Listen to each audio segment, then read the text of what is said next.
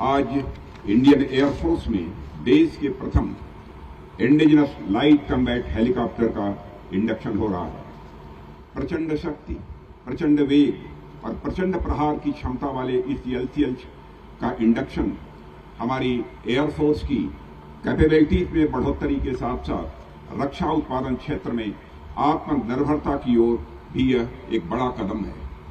अमृतकाल की प्रारंभिक वेला में इस पराक्रमी LCH का इंडक्शन देश की आजादी के शताब्दी वर्ष तक इंडियन एयरफोर्स को दुनिया की सर्वश्रेष्ठ एयरफोर्स बनाने में आपके संकल्प को दर्शाता है। साथ ही यह शताब्दी वर्ष तक रक्षा उत्पादन क्षेत्र को पूर्ण आत्मनिर्भर बनाने के आपके संकल्प को भी दिखाता है। इसके लिए मैं Indian air force, Hindustan aeronautics limited और इस आयोजन से जुड़े समस्त लोगों को अपनी ओर से हार्दिक बधाई देता हूं और शुभकामनाएं भी देता हूं। LCH जैसा सूरमा के इंडक्शन समारोह के लिए आदिशक्ति महादुर्गा की उपासना के पर्व नवरात्र से अच्छा समय और राजस्थान की धरती से उपयुक्त कोई जगह शायद ही कोई हो सकती थी। साथियों, देश में जब जब वीरों के शौर्य और पराक्रम की चर्चा होती है और किसी राज्य का नाम स्वतः जुबान पर चला आता है तो वह राज्य और कोई नहीं बल्कि वह स्थान राजस्थान ही होता है। महाकवि कालिदास की प्रशंसा में आप लोगों ने एक श्लोक सुना होगा। कहा गया है, पुरा कवि नाम गणना प्रसंगे कनिष्ठिकाधिष्ठति कालिदासः, यानी कवियों की गणना में कालिदास का नाम कनिष्ठिका अंगुली पर आता है। और आप लोग जानते हैं कि हमारे हाथ में सबसे छोटी उंगली का नाम ही कनिष्ठिका होता है। पुराने समय में जब किसी को गिनती करनी होती थी तो ये इसी उंगली से ही अपनी गिनती प्रारंभ करते थे। क्योंकि कवियों का नाम शुरू करते ही सबसे पहले कालिदास का नाम आ गया तो कहा गया कि कवियों की गिनती में कालिदास मानो कनिष्ठिका पर विराजते हैं, यानी सर्वप्रथम नाम उनका ही आता है। पर उनके जैसे किसी दूसरे कवि के बारे में सोचा जाने लगा तो उनके समक्ष दूसरा कवि दूर दूर तक नहीं मिला। अब अगली उंगली का नाम क्या रखा जाए, तो हुआ कि अगली उंगली को अनाम ही रहने दिया जाए और इस तरह कनिष्ठिका की अगली वाली उंगली को अनामिका कहा जाने लगा। रिंग फिंगर को संस्कृत और हिंदी में अनामिका ही कहा जाता है। ठीक उसी तरह जब देश के महान वीर योद्धाओं और पराक्रमी व्यक्तित्वों की बात होने लगती है तो राजस्थान का नाम कनिष्ठिका पर ही आता है। यहाँ का शायद ही कोई कोना हो जिसने हमारे देश को वीर योद्धा न दिए हों। पृथ्वीराज चौहान, महाराणा प्रताप से लेकर 1971 में लोंगोवाल में लड़े हमारे बहादुर जवानों के ऐसे अनगिनत किस्से हैं जब हमारे वीर योद्धाओं ने अपनी जान की बाजी लगाकर संघर्ष किया और अंतिम सांस तक दुश्मनों से अपने देश की रक्षा की। राजस्थान में भी जोधपुर सोने पर जैसे सुहागा, राव जोधाजी राठौड़ से लेकर वीर दुर्गादास राठौड़ और ऐसे ही अनेक वीरों की भूमि रही है। उसी विख्यात विरासत के एक महत्वपूर्ण प्रतिनिधि, ओजस्वी व्यक्तित्व के धनी महाराजा गज सिंह जी आज यहां हमारे बीच उपस्थित हैं। आपके बारे में मैं क्या कहूं, आपका नाम अपने आप में इतना ही कुछ कह देता है। गज और सिंह दोनों है आपके नाम में। आप हमारी ज्ञान परंपरा में गज को ज्ञान और गंभीर का प्रतीक माना गया है और सिंह को सामर्थ्य का प्रतीक माना गया है। और जितना मैं आपको जानता हूं, आप इन दोनों के समन्वय हैं और अपने नाम को आप पूरी तरह चरितार्थ करते हैं। आप जैसे व्यक्तित्वों के कारण राठौड़ की ख्याति इतनी दूर दूर तक पहुंची जहां खुद राठौड़ भी नहीं पहुंच सके। राजस्थान की यह वीर प्रसूता धरती आज LCH के इंडक्शन की साक्षी बन रही है तो यह LCH इंडियन एयरफोर्स समेत समस्त राष्ट्र के लिए बड़ा एक गर्व का विषय है। साथियों, आजादी से लेकर अब तक भारत की संप्रभुता को सुरक्षित रखने में इंडियन एयरफोर्स की बेहद शानदार भूमिका रही है। इंटरनल थ्रेट्स हो या एक्सटर्नल, वार हो या पीस, इंडियन एयरफोर्स ने सदैव अपने अदम्य साहस, शौर्य और पराक्रम के साथ नेशनल सिक्योरिटी को मजबूती प्रदान की है। राष्ट्र को जब जरूरत पड़ी है, हमारी एयरफोर्स अपने करेज, कैपेबिलिटी और वर्सिटिलिटी के साथ राष्ट्र की अपेक्षाओं पर हमेशा यह खरी उतरी है। इस multi role light combat helicopter के इंडक्शन के बाद इंडियन एयरफोर्स की भूमिका और अधिक प्रभावी रूप से हमारे सामने होगी, ऐसा मेरा विश्वास है। साथियों, एक लंबे समय से इंडियन एयरफोर्स ने न केवल राष्ट्र की सुरक्षा में अपनी महत्वपूर्ण भूमिका निभाई है, बल्कि स्वदेशी रक्षा उत्पादन को भी पूरा इंडियन एयरफोर्स ने सपोर्ट किया है। वह चाहे मारुत हो, लाइट कम्बैट एयरक्राफ्ट हो, आकाश मिसाइल प्रणाली हो, एडवांस लाइट हेलीकॉप्टर हो, या फिर आज शामिल होने वाला हमारा यह LCH हो। ऐसे अनेक उदाहरण देखे जा सकते हैं जो इंडिजिनस डिजाइन एंड डेवलपमेंट के प्रति इंडियन एयरफोर्स के भरोसे और सपोर्ट को यह दिखाते हैं। आज LCH का इंडक्शन इस बात का प्रतीक है कि देश जितना भरोसा इंडियन एयरफोर्स पर करता है, इंडियन एयरफोर्स भी उतना ही भरोसा स्वदेशी साजो सामान पर करती है। साथियों, अटैक हेलीकॉप्टर की जहां तक बात है, आजादी के बाद लंबे समय तक इस क्षेत्र में स्वदेशी तकनीक पर आवश्यक ध्यान नहीं दिया गया। इसका परिणाम यह हुआ कि इंडियन एयरफोर्स को फॉरेन ओरिजिन अटैक हेलीकॉप्टर पर ही निर्भर होना पड़ा। अपने UN पीस कीपिंग मिशन के माध्यम से दूसरे देशों में भी कीर्तिमान स्थापित करने वाली हमारी वायुसेना को विदेशी अटैक हेलीकॉप्टर्स का सहारा लेना पड़ा। साथियों, देश में लंबे समय से स्वदेशी अटैक हेलीकॉप्टर्स की आवश्यकता महसूस की जा रही थी, पर 1999 में कारगिल युद्ध के दौरान इसकी जरूरत को गंभीरतापूर्वक अनुभव किया गया।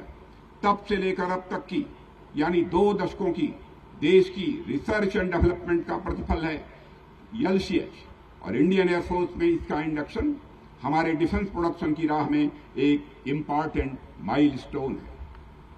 साथियों, LCH केवल रोटर्स, इंजन और ब्लेड्स के बल पर ही नहीं उड़ रहा है, बल्कि मैं समझता हूं यह देश के अनेक साइंटिस्ट, इंजीनियर्स, मैकेनिस्ट और अन्य कर्मियों की तपस्या, धैर्य, समर्पण और देश प्रेम के बल पर उड़ रहा है। हमारी परंपरा में भौतिक वस्तुओं के साथ साथ वस्तुओं के प्रति भावनात्मक लगाव को भी बड़ा स्थान दिया गया है। इस दृश्य वस्तुओं के प्रति हमारी अदृश्य भावनाओं की शक्ति को भी इस देश ने जाना है और समझा है। भारत में वेपन्स, इक्विपमेंट और प्लेटफॉर्म्स को भी आध्यात्मिकता के नजरिए से देखा गया है।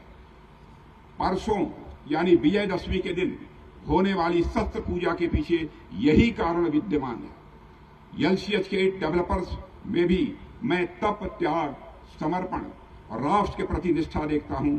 जहां ये सब गुण होते हैं, विजयश्री का आशीर्वाद भी वही होता है। इस संदर्भ में मुझे विजयदशमी से जुड़ी रामायण की एक घटना का स्मरण होता है, जिसका जिक्र मैं यहां पर करना चाहूंगा। साथियों, राम रावण युद्ध का अंतिम दौर चल रहा था। उच्च कोट के रथ पर सवार, अनेक प्रकार के अस्त्र शस्त्रों से सुसज्जित होकर युद्ध क्षेत्र में पहुंचे रावण को देखकर विभीषण को बड़ी ग्लानि हुई, बहुत चिंता हुई।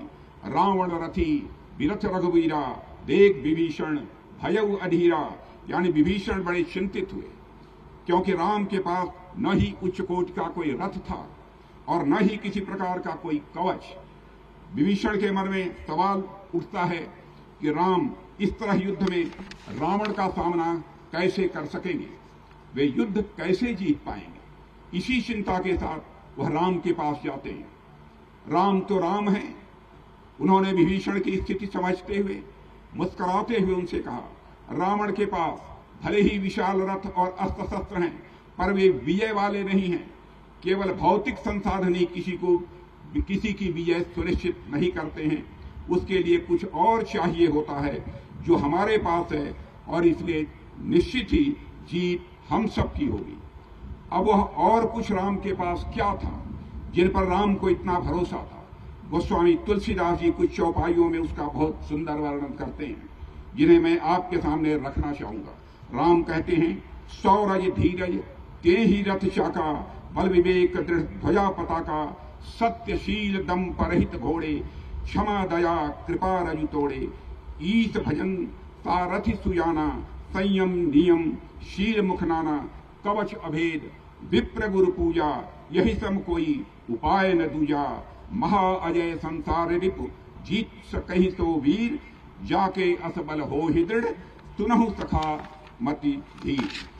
यानी हमारे पास जो रथ है, शौर्य और धौर्य, शौर्य और धैर्य, उस विजय रथ के पहिए हैं। विवेक और दृढ़ता की उसमें ध्वजा पताका लगी हुई है। सत्यशील, आत्मनिग्रह और परहित, ये चार उस रथ के घोड़े हैं जो क्षमा, दया और कृपा रूपी रस्सियों से संचालित हैं। ईश्वर का ध्यान उस रथ का सारथी है। संयम, नियम, शील आदि सहायक हैं। विद्वानों और गुरुओं की कृपा ही हमारा अभेद्य या कवच है। और जिस वीर के पास इतना सब कुछ उपलब्ध है, उसे संसार का कोई भी योद्धा भला पराजित कैसे कर सकता है। और उसके बाद आगे क्या हुआ यह बताने की आप सबको आवश्यकता नहीं है। ठीक उसी प्रकार आज जब हमारे देश के अनेक साइंटिस्ट, एकेडमिशियंस, इंजीनियर्स, मैसनिस्ट और अन्य कर्मियों के धैर्य, शौर्य, तपस्या और समर्पण से निर्मित यह विजय रथ हमारी वायु सेना में शामिल हो रहा है, तो कोई प्रश्न नहीं उठता कि यह किसी भी परिस्थिति में विजय हासिल न कर सके। भारतीय आसमान में अब यह विजय रथ जोश, उत्साह और विजय का रंग बिखेरने के लिए पूरी तरह से तैयार है। साथियों, मुझे बताया गया है कि एलसीएच का डिजाइन और डेवलपमेंट मॉडर्न बैटलफील्ड की जरूरतों के अनुरूप किया गया है। अपने डेवलपमेंटल स्टेजेज में अनेक प्रकार की टेस्टिंग में इसने तमाम चुनौतियों से निपटने में अपनी योग्यता दिखाई है। एलसीएच दुश्मनों को चकमा देते हुए विभिन्न प्रकार के एमिनिशंस को कैरी करने और शीघ्रता से यथास्थान पहुंचने में सक्षम है। यह वर्सटाइल हेलीकॉप्टर विभिन्न टेरेन में हमारी आर्म्ड फोर्सेज की जरूरतों पर पूरी तरह यह खरा उतरता है। ऐसे में एलसीएच हमारी आर्मी और एयरफोर्स दोनों के लिए एक आइडियल प्लेटफॉर्म है। साथियों, मानवता के विकास के क्रम में मानव ने जो उपलब्धियां हासिल की हैं, उसमें हैवी मटेरियल से लाइट मटेरियल की ओर आगे बढ़ना भी एक शानदार उपलब्धि रही है।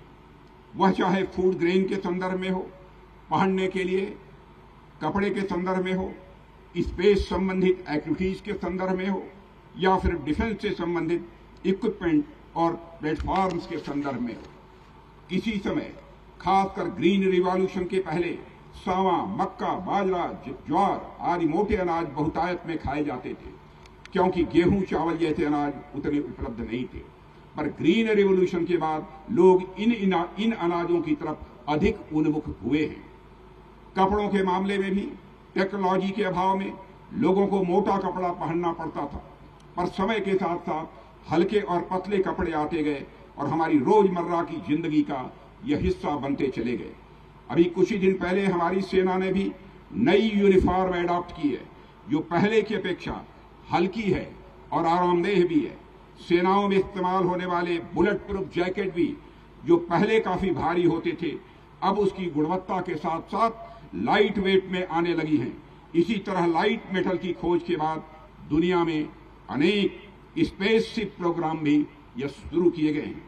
इसके अलावा मोबाइल फोन, कंप्यूटर आदि अनेक उदाहरण लिए जा सकते हैं, जो कपड़े और जो पहले बड़े वजनी हुआ करते थे, पर समय के साथ छोटे और स्मार्ट होते चले गए। जाहिर है डिफेंस सेक्टर में भी यह प्रक्रिया चालू है। साथियों, पूर्व में सेनाओं ने हाथी जैसे बड़े जानवरों से अधिक एक्टिव घोड़ों की तरफ रुख किया, बड़ी और भारी तोपों से मशीन गन की तरफ रुख किया, हैवी टैंक से लाइट टैंक्स की ओर रुख किया, जो हाई अल्टीट्यूड और माउंटेन फ्रंटियर पर अपेक्षाकृत अधिक कारगर होते हैं। हालिया यूक्रेनियन कॉन्फ्लिक्ट हो या इसके पहले की अनेक कॉन्फ्लिक्ट्स हों, हमें लेसन्स देते हैं कि हैवी वेपन सिस्टम और प्लेटफॉर्म जो बैटलफील्ड में त्वरित गति से मूवमेंट नहीं कर पाते हैं, उनकी कैपेबिलिटी भी कम होती है और कई बार वे दुश्मनों के लिए इजी टारगेट हो जाते हैं। इसलिए रिसेंट कॉन्फ्लिक्ट्स में हैवी मशीन्स के इस्तेमाल पर एक क्वेश्चन मार्क देखने को मिला है। ऐसे में उन इक्विपमेंट्स और प्लेटफॉर्म्स के डेवलपमेंट की ओर आगे बढ़ना यह समय की मांग थी, जो मोबाइल हो, जिनके मूवमेंट में आसानी हो, अधिक फ्लेक्सिबल हो और इन सब के साथ साथ लिथैलिटी और अन्य कैपेबिलिटीज की जरूरतों पर भी वह पूरी तरह से खरे उतरते हों। इस संदर्भ में मैं हमारे एचएएल के इंजीनियर्स की मैं सराहना करना चाहूंगा, जिन्होंने एलसीएच में इन सब खासियतों का एक अभूतपूर्व संतुलन स्थापित किया है। इसके नाम के साथ भले ही लाइट वर्ड जुड़ा हुआ है, लेकिन मैं समझता हूं इसका काम बहुत ही हैवी है। साथियों, एलसीएच या किसी भी प्लेटफॉर्म की उड़ान को मैं केवल उस प्लेटफॉर्म की उड़ान नहीं, बल्कि ह्यूमैनिटी की अब तक की साइंस और टेक्नोलॉजी के नॉलेज की उड़ान के रूप में देखता हूं। ग्रेविटेशनल फोर्स अपनी खोज के पहले भी और बाद में भी मानव के लिए एक पहेली बनी रही थी। निश्चित ही यह प्राणी जगत के स्थायित्व के लिए एक जरूरी फोर्स है, पर साथ ही साथ यह एक बंधन का भी प्रतीक है, जिससे मानव समेत सृष्टि के बाकी प्राणी कभी मुक्त नहीं हो सके। इस फोर्स से बंधे बंधे आकाश में पक्षियों के उड़ते देखकर ललचाना ही आदि मानव से लेकर 19वीं सेंचुरी तक मानव की नियति बनी रही। बचपन में हमने देखा है, कोई बच्चा 3-4 फीट की छलांग लगा देता था तो उसे सीधे हनुमान जी की पदवी से नवाजा जाता था। इससे लंबी छलांग लगाना आमतौर पर बड़ी मुश्किल बात मानी जाती थी, पर मानव ने अपने विजडम, साइंस एंड टेक्नोलॉजी की नॉलेज और इंजेन्युइटी से अभूतपूर्व छलांग लगाते हुए हमेशा से इस असंभव से लगने वाले कार्य को संभव कर दिखाया। उड़ान को यदि ह्यूमन सिविलाइजेशन की अब तक की चरम उपलब्धियों में से कहा जाए तो कोई अतिशयोक्ति नहीं होगी। मानव द्वारा अर्जित अब तक के ज्ञान विज्ञान की यह चरम उपलब्धि आज एलसीएच के रूप में हमारे सामने है। यह इंडियन एयरफोर्स और एचएएल समेत पूरे राष्ट्र के लिए यह गौरव का विषय है। साथियों, नेशनल सिक्योरिटी को मजबूत बनाए रखने के क्रम में हमेशा हमारा प्रयास रहता है कि हमारी आर्म्ड फोर्सेज बेस्ट इक्विपमेंट और प्लेटफॉर्म से सुसज्जित रहें। दुनिया में जियोपॉलिटिकल सिनेरियो कैसा भी हो, पर नेशनल सिक्योरिटी को 24/7 चौकस रखना यह हमारी महत्वपूर्ण जिम्मेदारी है। पिछले कुछ वर्ष की घटनाओं को देखते हुए हमारी सरकार ने डिफेंस प्रोडक्शन और प्रिपेयर्डनेस में आत्मनिर्भरता पर बल दिया है। हमारे प्रधानमंत्री मोदी जी का इस पर विशेष आग्रह रहता है, यानी न केवल युद्ध कौशल में बढ़ोतरी के लिहाज से, बल्कि युद्ध के सामानों और उपकरणों में अपनी आत्मनिर्भरता बढ़ाने के लिहाज से भी सरकार द्वारा अनेक कदम उठाए गए हैं। इन कदमों में हमें हमारी services, research and development organisations और पब्लिक और प्राइवेट सेक्टर इंडस्ट्रीज से बड़े पॉजिटिव रिस्पांस मिल रहे हैं। हमारे एमएसएमई, स्टार्टअप्स, इनोवेटर्स और एकेडमिया मिलकर डिफेंस प्रोडक्शन की नई राहें तलाश रहे हैं। मुझे विश्वास है कि सरकार द्वारा उठाए गए अभूतपूर्व कदमों का रिस्पांस भी अभूतपूर्व होगा। साथियों, मैं इस मंच से सभी देशवासियों को आश्वस्त करता हूं कि राष्ट्र की रक्षा हमारी सर्वोच्च प्राथमिकता है और इसे सुनिश्चित करने के लिए हम पूरी तरह से प्रतिबद्ध हैं। मैं पूरे विश्वास के साथ कह सकता हूं कि आने वाले समय में जल्द ही दुनिया में मिलिट्री पावर समेत जब भी सुपर पावर्स की बात होगी तो भारत का नाम कनिष्ठिका पर गिना जाएगा, यानी सबसे पहले गिना जाएगा। इस अवसर पर और अधिक कुछ न कहते हुए मैं एचएएल को अपनी तरफ से हार्दिक बधाई देता हूं, जिन्होंने समयानुसार एलसीएच की डिलीवरी की है। मुझे पूरा विश्वास है कि आगे भी आप पूरी लगन और निष्ठा के साथ इंडियन एयरफोर्स को अपना सहयोग प्रदान करते रहेंगे। मैं एक बार पुनः इंडियन एयरफोर्स को बधाई देते हुए